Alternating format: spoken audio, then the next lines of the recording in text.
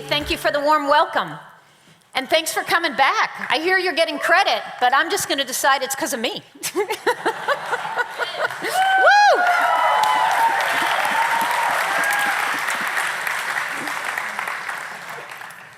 So, yes, Q&A. I'm supposed to remind you, Q&A. I was told we're going to have Q&A. All right. You got it? Write your questions down. Okay. We are going to open up this lecture with a portion, a section of Israel's land law that we bypassed this afternoon. And that portion of their law is the section that discusses the produce of the land and the poor, or more accurately, the produce of the land and the marginalized of Israel. Your Christian Formation Chapel Committee staff were particularly interested in this topic, and it didn't take much urging for me to follow through. You know the list. Who are the marginalized of Israel? The immigrant, the orphan, the widow. One can hardly turn 3 pages in the law codes of Israel without encountering this list. These were the voiceless, and as the voiceless, they required special care. Let's begin with addressing why these were the marginalized. Very briefly, Israel was a tribal society. Tribal. If you're thinking American Indians and the folks on the television in Iraq and Iran who are throwing rocks at each other, you're thinking right. A tribal society, and even more specifically, a patriarchal tribal society. Hence, all the structures of Israel's society were based on kinship, on bloodlines. Your privileges, your responsibilities, your place in society, your vocation, who you would grow to be, were all related to your bloodlines. What your personal birth order was, who your father was, and of course, what your gender was. As this diagram illustrates, Israel's society was made up of a series of progressively inclusive groups. If you look at the center, you see the one little stick figure, the patriarch and his Beit Av. Now, if you're taking Hebrew, you look at Beit Av and you immediately translate it as, come. We're going to have to work on your Hebrew program. Yes. Okay. Sorry about that. Okay. You would immediately translate it as father's household. Thank you very much. Okay, you have redeemed yourselves. So the patriarch stood at the center of this society, and he was the head of the father's household. Now, in the hands of the patriarch were the power of life and death, literally. He decided who lived and who died, who was utilized for which vocation, who married whom. His word was law, and his authority was unquestioned. So the household, this smallest family unit within Israelite society, was known as the father's household. Now, this household did not consist of the standard nuclear family that you might be familiar with. Rather, the family consisted of the patriarch himself, his wife, his grown sons, their wives, and his grandchildren. 3 generations, up to 30 persons, constituted the family of Israel. As this society was patrilineal and patrilocal, the men stayed in the household, but the women were married and moved to other households. Outside of the Beit Av was the clan, not the clan like where I come from, but the clan as in the extended family. Next, the tribe, they're awake, and finally the nation. In this tribal society, all links to the judicial system. Are you done yet? All links to the judicial system, all links to the economy, to any level of security or support came through the Beit Av, and therefore through adult men.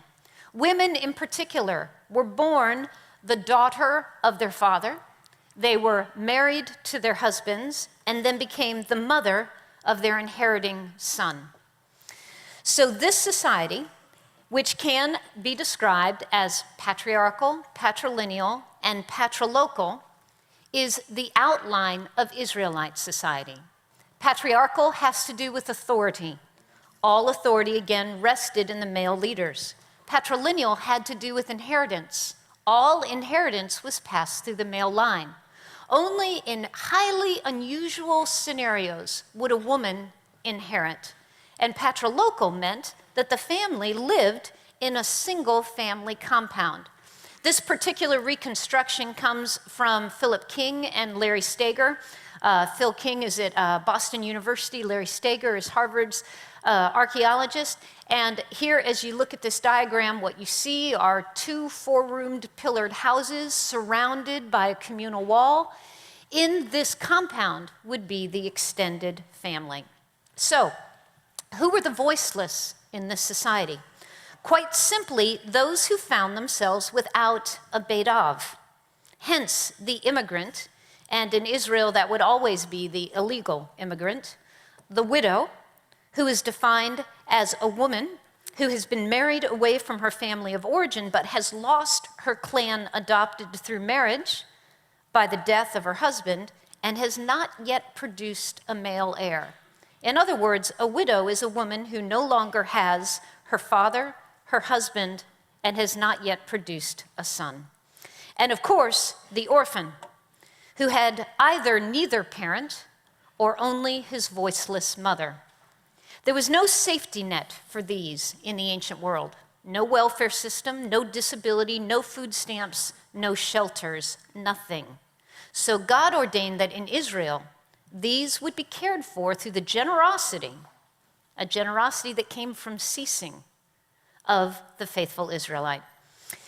As we have learned, operating under the assumption that the produce of the land ultimately belongs to Yahweh, Deuteronomic law dictated provision for the widow, the orphan, and the immigrant by means of the Israelite tithe of his produce and by means of the Israelite sharing the remainder of his produce with the voiceless.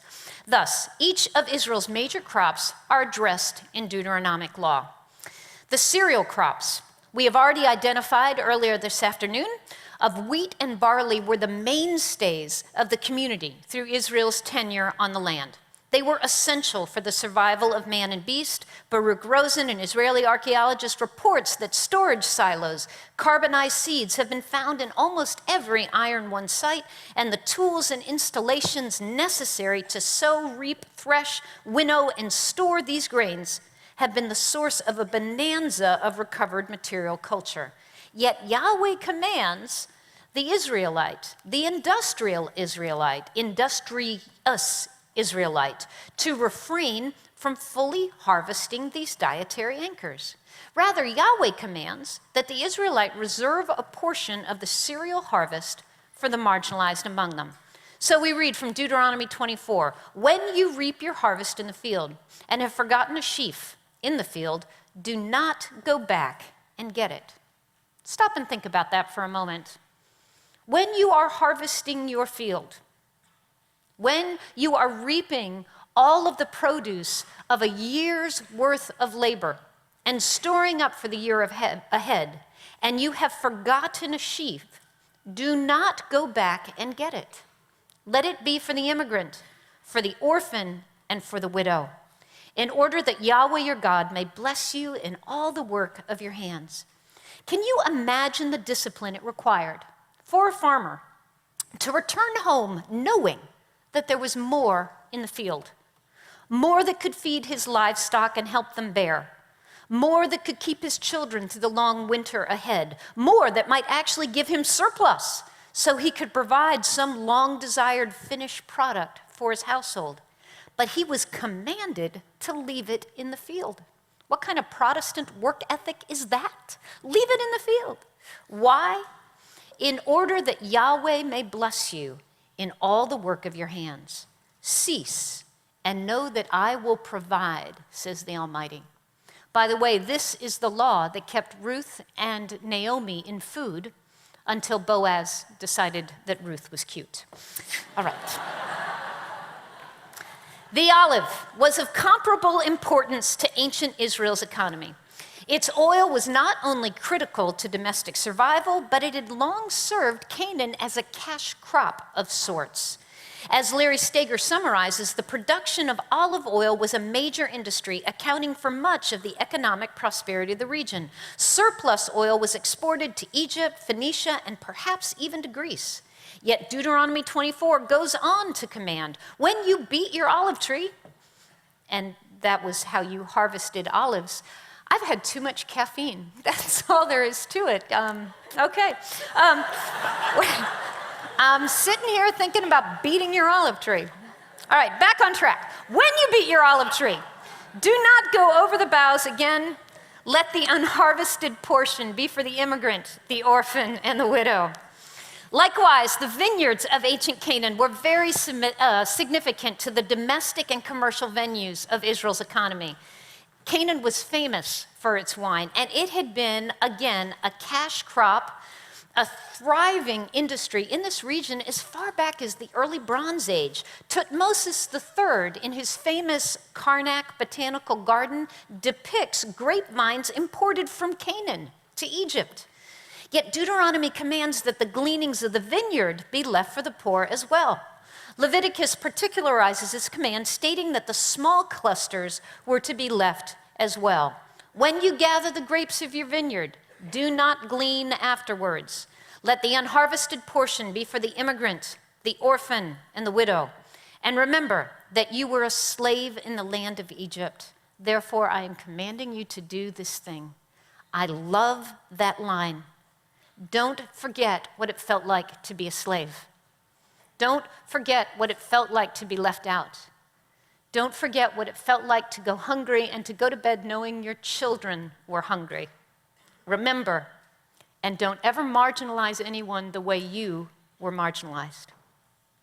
Thus, despite the critical role that grain and olives and grapes played in the economy of Iron Age Israel, and despite the subsistence struggles of the typical smallholder family farm, God commanded the Israelites that the produce of the land be shared. In Israel, the drive for economic security and surplus must always be tempered by God's command for charity, and not even economic viability served as an acceptable rationale for greed. So let's turn the page to the wild creature. What do the scriptures have to say regarding the creatures that inhabit the land with God's people? Throughout the Bible, we read that even in a fallen world, God rejoices in the beauty and the balance of his creation. Moreover, God has designed the created order so that his wild creatures will have the food, the water, and the habitat that they need to survive and prosper. It was Yahweh who sent out the wild donkey free and gave him the wilderness for a home, Job 39. It's by his command that the eagle nests in the high country. In the flood narrative, although God judges the world because of its corruption, he rescues animal kind right alongside humankind. And his recreational covenant in Genesis chapter 9 is with every living creature, the birds, the domestic animals, and every wild creature of the earth. In the elegant verse of Psalm 104, we hear the poetic celebration of the beauty and dignity of the wild animal and its habitat. He is the one who sends forth springs into the wadis. Between the mountains they flow, giving drink to each of his wild creatures. In the whirlwind speeches of the book of Job that I quoted this afternoon, the Creator queries, do you know the time the mountain goats give birth? Have you watched the calving of the deer? As any environmentalist would say that the single greatest cause of the extinction of animal species is the reckless destruction of their habitat. And in America, we are presently devouring nearly 2 million acres a year, 2 million acres a year in the noble quest for urban sprawl, and experiencing a related extinction rate of species of as much as 1,000 times the historical loss ratio. The fact that the wild animals' habitat was designed and given to them by God should give us pause. I have apparently rearranged my pages. And that is not a good thing. Because my brilliantly organized presentation, timed to the second, is now in disarray. And I have no idea how to put it back into array. Therefore, I am going to wing it.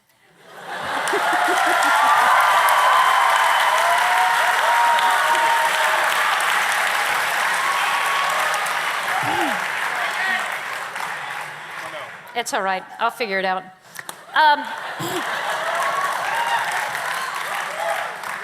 Thank you. You know, this is the result of going to dinner with Todd Pickett.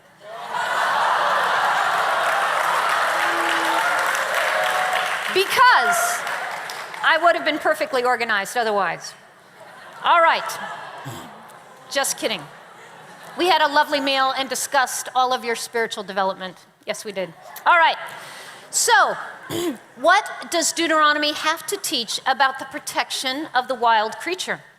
When we turn to Deuteronomy 26, verses 6 and 7, we discover a very interesting little law. If you happen upon a bird's nest in front of you, in the road or in a tree or upon the ground, with young ones or eggs, and the mother sitting upon the young or on the eggs, do not take the mother who is sitting upon the young.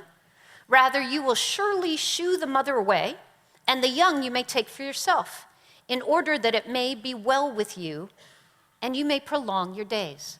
Who would have thought that there is a law in Deuteronomy about shooing birds off of their nests? You probably would not have anticipated this. But several have identified in this passage the use of something known as analogia, a vehicle of wisdom literature that formulates a more abstract principle by way of a practical example.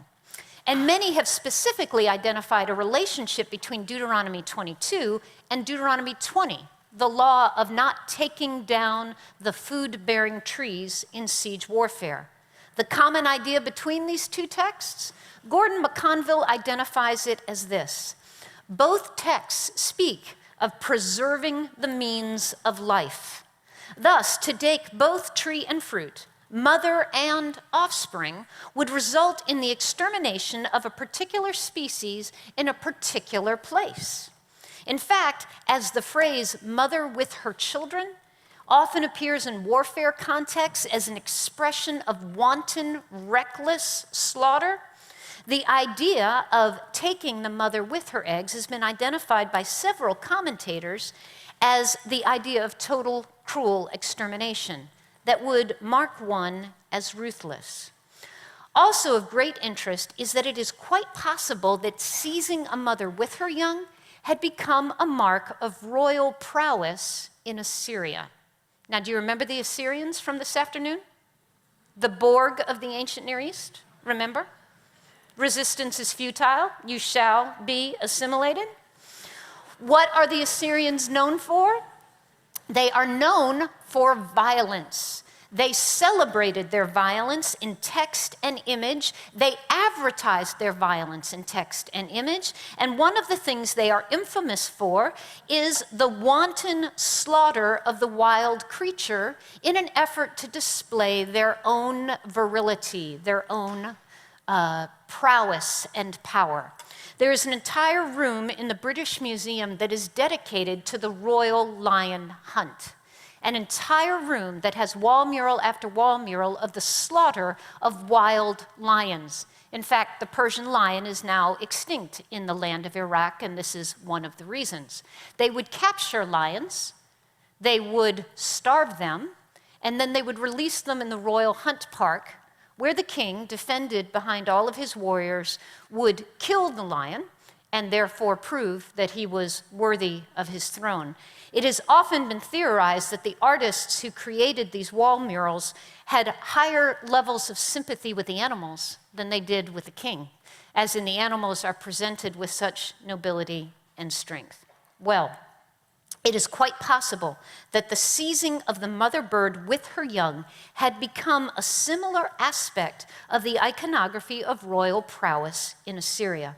In one of the famous stone wall reliefs of Ashurbanipal, in which the king's return from his royal hunt is celebrated, this practice is depicted alongside the notorious royal slaughter of wild animals.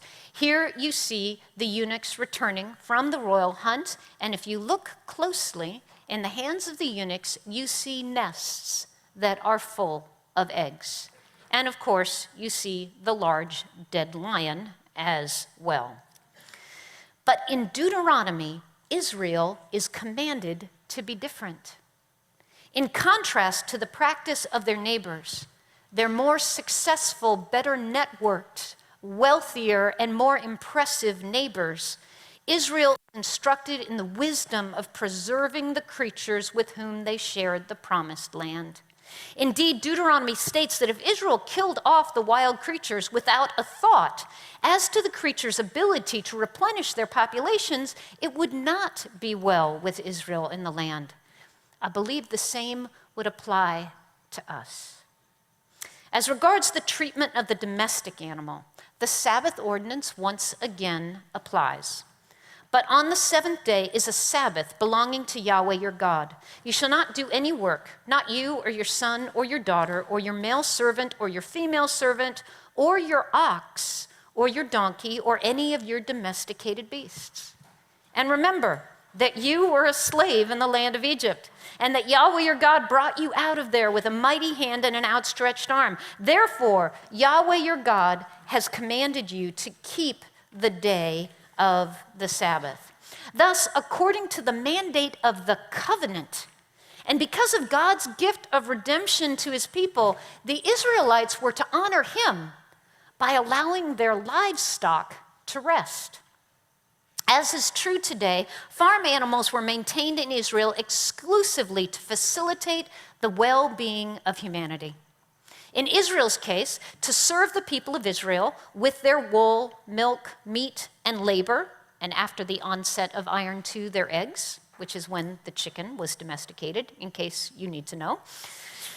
Yet, these creatures were allotted a place in the Sabbath ordinance of God. Consider as well Deuteronomy 25:4, which commands that the Israelite not muzzle his ox while he drags the threshing sledge for his master. Now, in the smallholder farms of the Central Hill Country, again, the cereal crop was absolutely crucial to the survival of the community. And the Iron Age farmer relied heavily upon the labor of his beast for the long and difficult task of extracting this precious grain from the stalks in which it grew. And in this subsistence economy, once this grain was cleaned and stored, it would become the primary food supply for man and beast. And again, in this subsistence economy, every kilo counted. Baruch Rosen, the Israeli archaeologist who is specializing currently in livestock issues, has done an arresting calculation of exactly how many calories were necessary to sustain the average Iron I Israelite village of 100 souls. Think about that. This man has dedicated his career to figuring out how many calories were necessary to sustaining an Israelite village. It sort of makes me chuckle. Operating off of data culled from the known Iron I villages, Rosen estimates that the typical village would experience an annual shortfall of 15 million calories a year. Average village, annual shortfall, 15 million calories a year. As I said this afternoon, these people weren't making it. If his model is correct, and all indicators are that it is, anticipating that the average family included 5 people, this would be an annual shortfall of 60 days of food per family. What do you do with an annual shortfall of 60 days of food? Rosen anticipates that the manner by which most villagers accommodated for this shortfall was attempting to raise and store more grain or slaughtering additional animals from the flock, which of course would put them further behind the 8 ball come next spring. The point here is that the 3 to 4 kilos, that would be 5 to 7 pounds of grain, that an ox might consume over the course of a day of threshing made a difference. Yet God commands Israel to allow the beast who served them the opportunity to enjoy its life and work and to benefit from the fruit of its labors, even when that benefit and joy cut into the farmer's profits or even his essential food supply. Yes, it is true that that animal will be raised and fed and eventually slaughtered. But during the course of its life, Israelite law commanded that that animal be allowed to enjoy and benefit from his own labor. Now, how would this Deuteronomic law reflect on the billions of animals who currently serve us in America's factory farms? Factory farming is the practice of raising livestock in confinement at high stocking density, where the farm operates essentially as a factory whose end product is protein units. Confined animals burn fewer calories. Their excrement is mass managed or mismanaged, as many would argue, and their fertility and gestation fully controlled. As regards America's most lucrative agricultural product, pigs, confinement has been distilled into an exact science. 20 230-pound animals per 7.5 square foot pen. Housed upon metal-grated flooring in climate control conditions, never actually exposed to the light of day. These animals are sustained in such crowded and filthy conditions that movement is difficult, natural behaviors are impossible, antibiotics are essential to the control of infection. Sows, typically a 500-pound animal, are separately housed. They live out their lives in 7-foot by 22-inch metal gestation crates, from which they are never released, even in the process of giving birth. They are artificially inseminated to deliver an average of 8 litters inflated beyond their natural carrying capacity by fertility drugs. A staple of their diet is the rendered remains of their deceased penmates.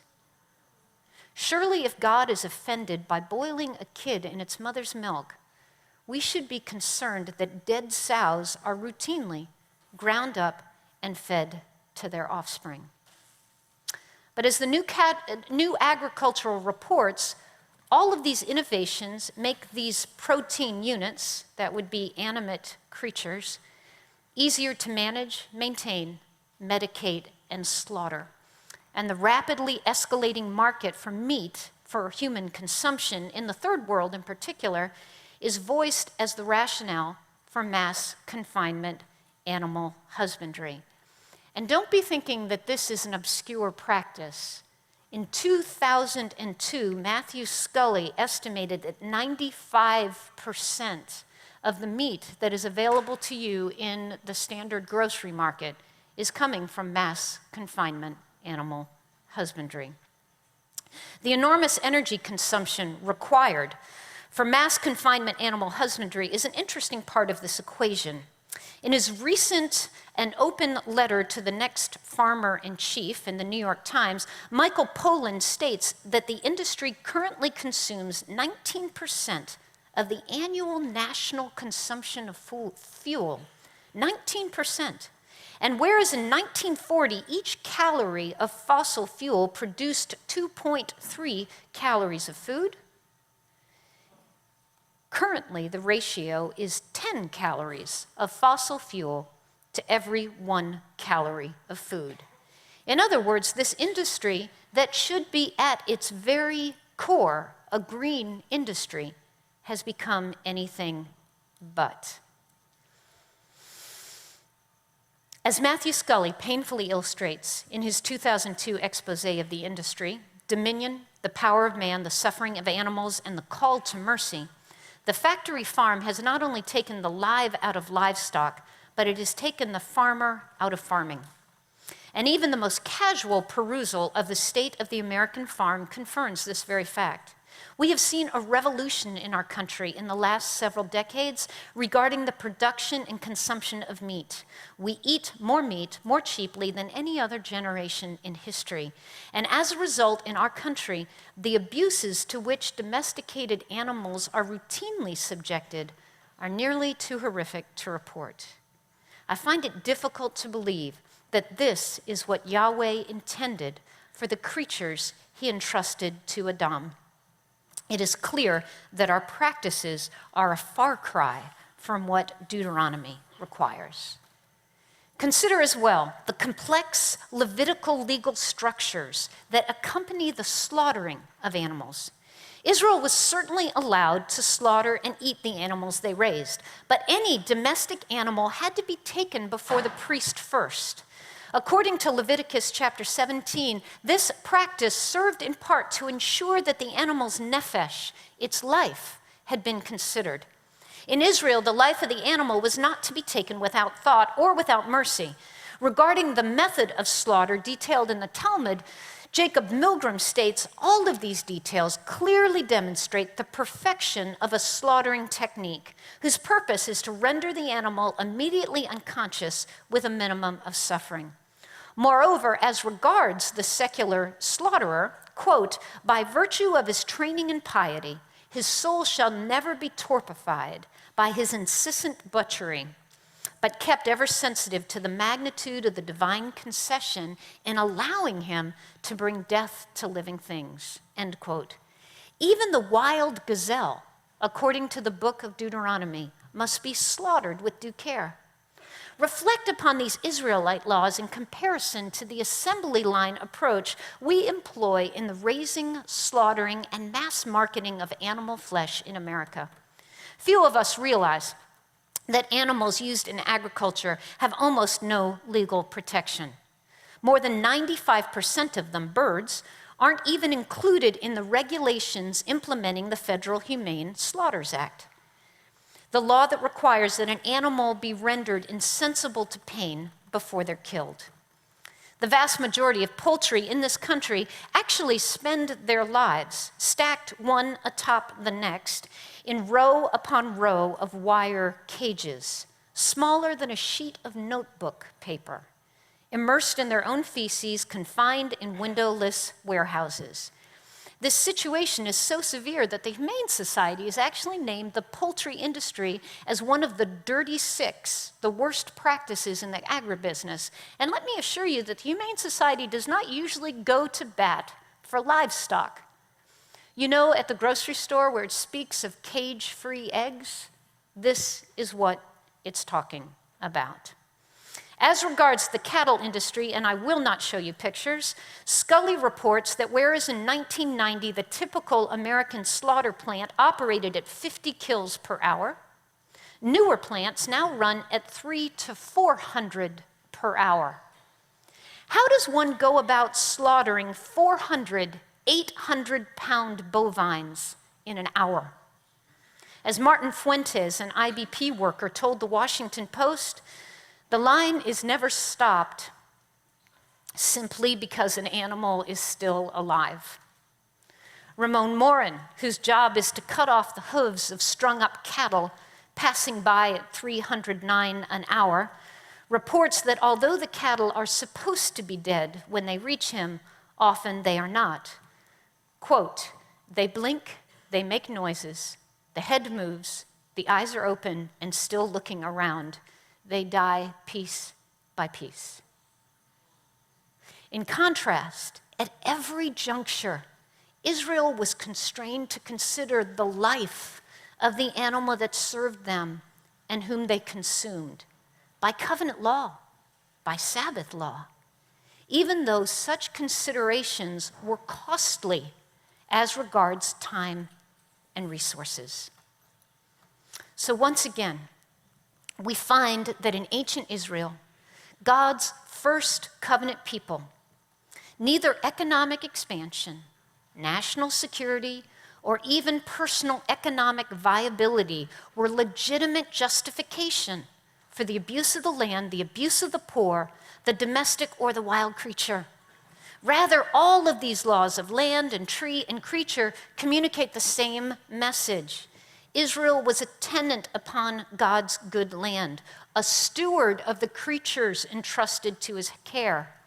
As it was in the garden, so it was in Israel.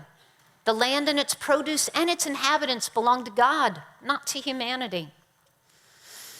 And each member of Israel's society stood responsible before God regarding their care of his resources. As we rehearse this afternoon, here we find the kernel, the platform of a biblical theology of creation care. The earth is the Lord's and all it contains. You may use it in your need, but don't abuse it in your greed. We also find in this brief survey that Israel's attitude toward the enduring fertility of their land, its wild residents, and the well-being of their livestock stand in significant contrast to the practices of their time. Egypt and Mesopotamia were well known for their environmental terrorism in warfare. Assyrian iconography celebrates the wanton slaughter of the wild creature, and it's broadly believed that a contributing factor to the collapse of the Mesopotamian civilization was the failure to fallow, the agricultural sterility that resulted from their lack of stewardship of their land.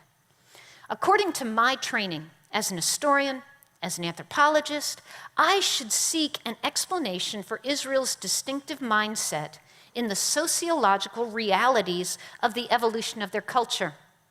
Is Deuteronomy's concern for the long-term environmental impact of their civilization on the land the result of their uniquely challenging geographical setting?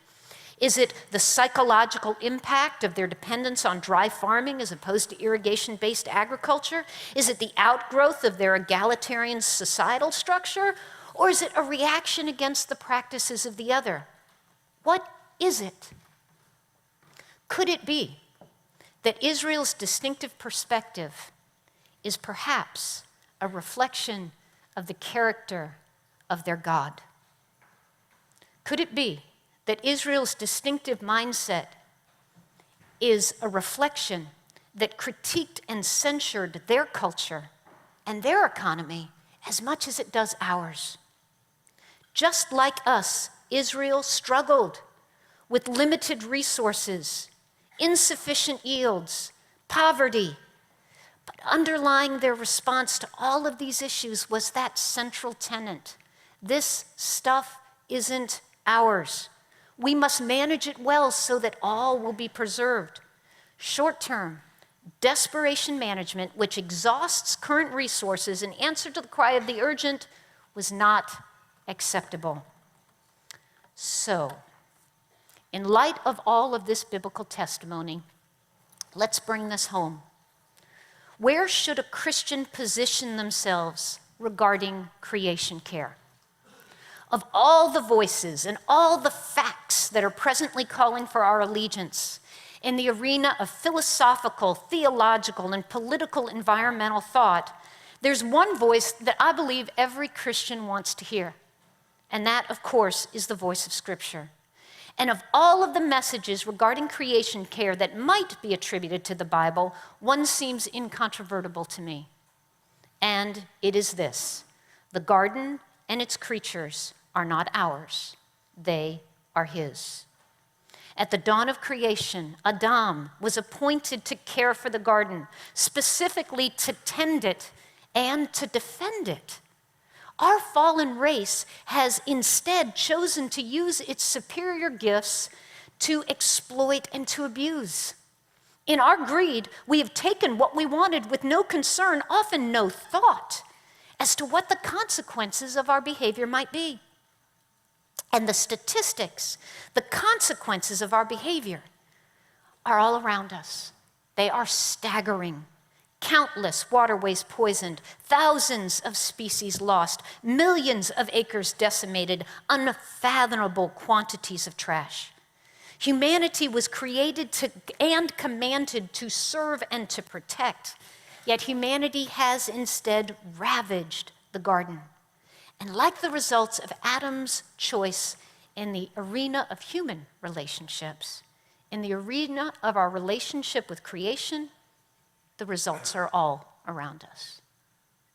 But guys, God's people are called to be different.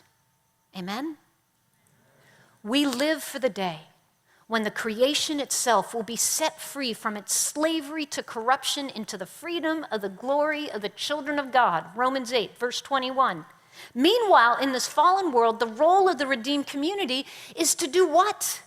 To live our lives as an expression of another kingdom, to reorient our values to those of our Heavenly Father, to live our lives as Adam and Eve should have and as Jesus Christ has. Our calling is to demonstrate with our lives what the will of God is, that which is good and acceptable and perfect. What is the will of God regarding creation? Genesis 2:15. Then Yahweh Elohim took the human and he put him into the Garden of Eden to tend it and to protect it. Amen. Pray with me. Father, we stand before you, your people. We love you. In all of our weakness and our disloyalty and our failures, we love you. And more than anything else, we want our lives to reflect your character. And so as we ponder this question, as we move into Q&A, Lord, will you help us ponder this question? We accept, we embrace that we are your stewards. We are the reflection of your image. Talk to us, oh God, as to what that means about our daily lives and how we look at this land and these creatures that you have committed to our care. Amen. Amen. All right. Oh, thank you. Thank you.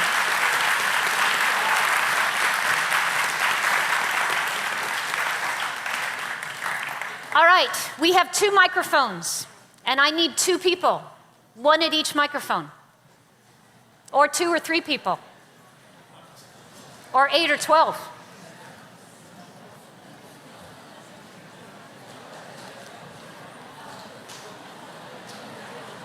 What's wrong? That one. Yes. All right, speak now. Oh, go ahead. Oh. Oh. Good day. Today? Good day. Good day. I thought he was going to start preaching today when you hear his voice. Okay, go. Go what? What do I say? You're supposed to ask a question now. Oh. Let me think of a question. Why don't you think about yours? Yeah. Okay, while he thinks, Yes. I had a question regarding more of like the social context of what you discussed today. Yes. So in a world, specifically an evangelical world, where we, have very large camp, I go to a huge church, 10,000, 12,000 people. Yes. Kind of in the middle of nowhere where the land is cheap. Mm-hmm. How does a current modern evangelical not only address biblical principles as far as tending to what God has given us, but specifically regarding tending to souls, tending to hearts? How do we take a less factory approach to evangelism? And, when churches are struggling with financial resources, how do we balance, like you said, between this is what we can afford, but this is what God has called us to do, and there might be a cheap and efficient way to do it, but it might not fully line up with what God has said throughout Scripture. So what I hear in this question is churches are often living hand-to-mouth, shoestring budget. When you look at issues of creation care, they cost money. A dozen of cage-free eggs costs $3.50, or you can buy them for 89 cents. It is true that creation care costs money, It is true that a more efficient heating and cooling system for your church building, solar panels, better use of the land, preserving the trees as opposed to simply clear cutting is going to cost more than doing it the other way. And I have no solution for that, but I can say that there are many, many commitments in our lives that cost us money. Tithing costs us money. Supporting orphans costs us money. And this is where I think the Sabbath ordinance speaks into creation care. Because ultimately what the person in the Old Testament was doing when they celebrated the Sabbath is they were bridling, they were pulling in their productivity and therefore their income. But they were doing it in honor of God. And I would love to have every one of you go back to your churches and be a gentle, persistent voice regarding the fact that we have broader responsibilities than just getting a really cool sound system for our new church. Does that speak a little to it? It does. And if I can just make a small follow-up, do you think like a orphanage model is sufficient? Or, I mean, because I look at an orphanage and I think, oh, just put a bunch of people in one building and that's all in one place. We can throw a lot of money at it. It makes it quick and easy, in a sense. Not to say that it's quick and easy, but is there a better way? Because what I heard you saying is even more difficult than that, and it's even more personal than that on an individual basis. So the idea, I'm trying to follow. Do you have a suggestion to answer? Because that will help me. Frankly, I do, actually. Okay, well, go for it.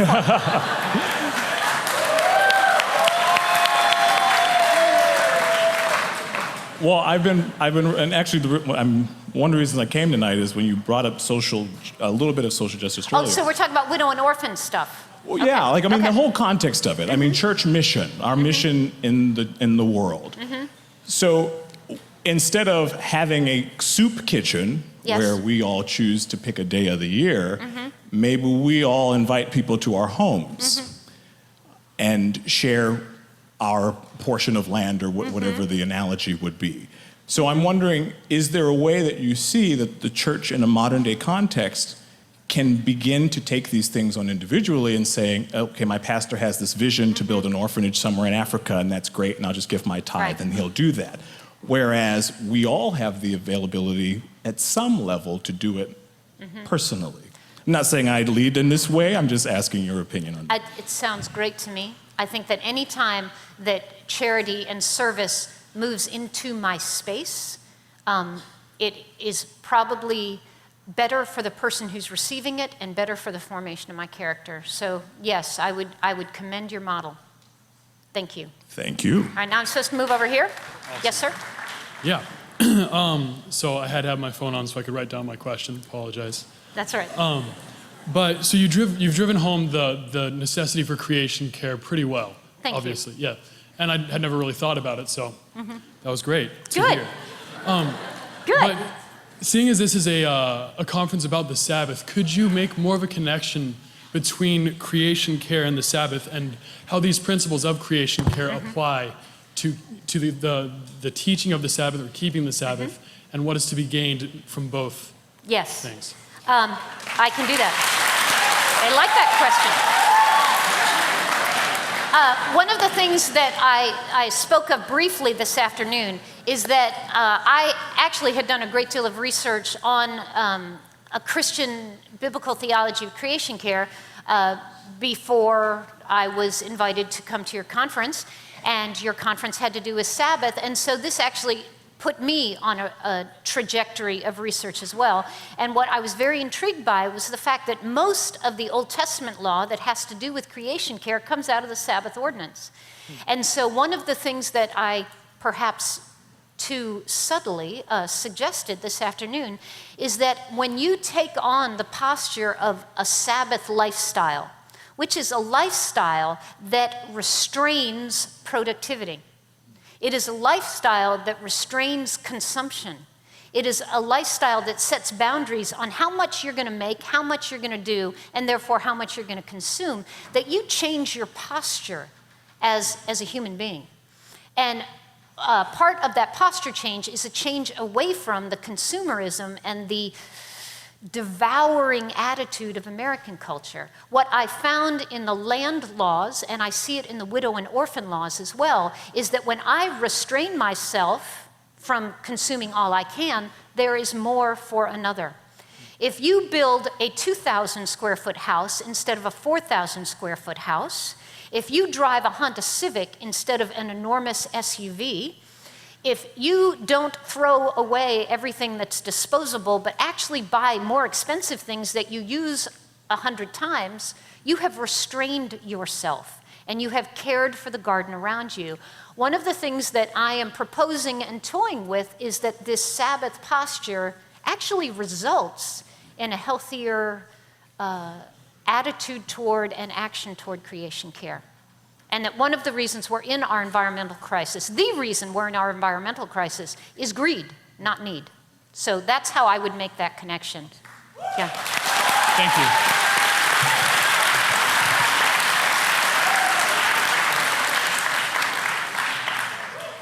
So my question is regarding the sustainability of our society. And my understanding of banned societies whose subsistence methods are hunting and gathering or pastoral methods is that their population density is quite low. And we who live in an industrialized, more or less urban society, urbanized society, our population density is astronomically higher. And we have to use agricultural methods by manipulating nature. You know, like the Central Valley of California is only, you know, it's only possible to farm there because I think they were cheering for the Central Valley, not for manipulating the agriculture. Go ahead, yeah. Thank you for the clarification. Yes. That wasn't supposed to be sarcastic. I really was. Okay, good. That's all right. Anyway, where was I? So it's only possible to farm in those areas because we're subverting the Colorado River and, you know, bringing in all this water that wasn't there to begin with. And the list goes on of all these methods that exploit the environment and manipulate it in really odd ways. And we see that environmental degradation is a result of this. Yes. And also, you know, just with our whole economic system motivated by greed, we see peripheral nations being bearing the brunt of this unsustainable method and their subsistent populations, therefore, becoming refugees. Floresta is a big organization out there that deals exclusively with deforestation and refugee populations and the link between them. Go ahead. Thank you. And so my question is it possible for our society, with its incredible population density, to continue as it is, or do we have to depopulate? Like, I don't foresee that even if, sorry, I'm just wondering. Moreover, I wonder if just because we switch to driving Honda Civics, does that mean that we're gonna be a more responsible society? Or isn't that imbalance of wealth and greed and destitution, isn't that so great that even if we were to switch to green things, I don't know. I got you. Yeah, I got thank your you. question. Let me jump just because of time. Do I think that we can fix the greed, corruption, and self-feeding frenzy of this fallen world? No, I don't. Do I think we can feed every refugee in Darfur? No. Do I think I can stop the trafficking of human beings for the purpose of prostitution? No, I don't. I don't think I can stop that. I think this is a fallen world and it's going to stay a fallen world. But I am still called to live as a citizen of another kingdom. And so my values have to be different. Yeah. So I totally affirm that this problem is bigger than we are. I totally affirm that urbanization and greed and corporations and politics mean that our small moves against the darkness might not work. But I still have to make the small moves against the darkness. And I still have to speak, and I still have to stand, and I send my check to my orphan in Darfur, even though I know that 1,000 more need it. You know what I'm saying? And so, yes, I still think we have to act in obedience and take steps of responsible living, even if we can't fix it. So now the question is, what are responsible actions? But I'll leave that to the next question. Thank Okay, you. it is now 22 after. They're debating whether or not to cut me off. Go ahead. Okay, so I feel like a big part of your emphasis was the treatment of animals. Yes. So are you vegetarian? I am not vegetarian. I could be vegetarian. Okay. Because I really like vegetables. I don't know what they're cheering for. This is just my The main reason I am not vegetarian is because I live with this man. He's my husband.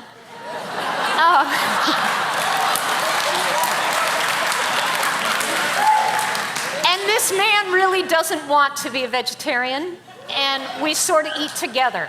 So I make vegetarian chili, and I put a 1/4 pound of hamburger in it, and that keeps him happy. But So I guess my what question it does mean that I've cut way back on meat consumption. So if my children cut back, one of the reasons is because I will only buy a piece of meat that I can tell from the packaging or from the CSA, the local farming operation, has been treated humanely.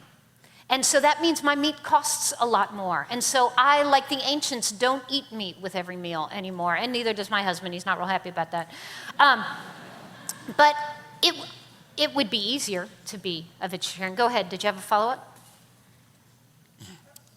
Kind of. Okay. Okay. So I was in like a lot of nutrition classes, and we learned that animals take up like so much of our water, Yes. and that we could actually really help save the world if everyone did become vegetarian. Right.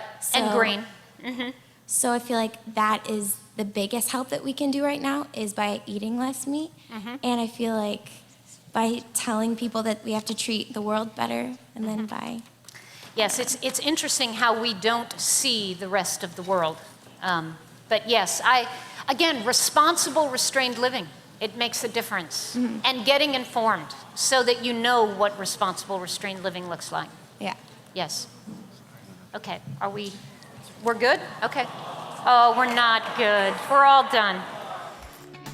Biola University offers a variety of biblically centered degree programs, ranging from business to ministry to the arts and sciences. Visit biola.edu to find out how Biola could make a difference in your life.